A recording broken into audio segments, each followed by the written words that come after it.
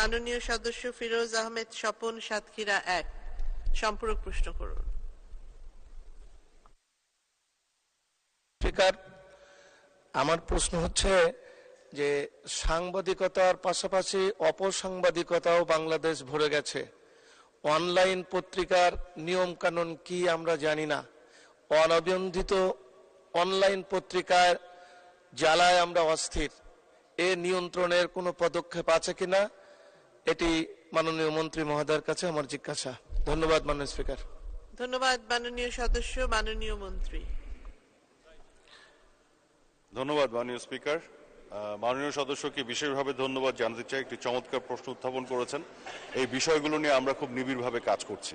উনি যথার্থই বলেছেন যে বেশ কিছু ভুইফোর অনলাইন পোর্টাল ব্যাঙের ছাতার মতন গজিয়ে গেছে বিভিন্ন জায়গায়, এবং তারা সাংবাদিকতা নয় অপসাংবাদিকতার চর্চা করে, অপপ্রচার করে এবং বিভিন্ন ধরনের সমস্যা তৈরি করে সমাজে। এবং খুবই মজার বিষয় হলো, যারা পেশাদারিত্বের সাথে সাংবাদিকতা করেন এই সাংবাদিকরাই এই ধরনের পোর্টাল এবং পত্রিকাগুলো, অনলাইন ভিত্তিক পত্রিকাগুলো বন্ধ করার জন্য দাবি জানিয়েছে।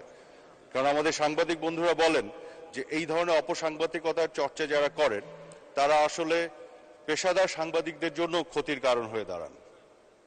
এবং তাদের দাবির প্রেক্ষিতেই আমি কিছুদিন আগে বলেছি যে এই দাবিটি শুধু আমাদের সংসদ সদস্যদের নয় বা সমাজে অন্যান্য স্তরের বিভিন্ন প্রতিনিধি যারা আছেন বা রাজনীতিবিদদের নয়, খোদ সাংবাদিক সমাজ থেকে এই দাবি এসছে যতগুলো অনিবন্ধিত পোর্টাল আছে যেগুলো অপপ্রচার করছে, অপসাংবাদিকতা করছে, সেগুলোকে বন্ধ করে দেওয়ার জন্য।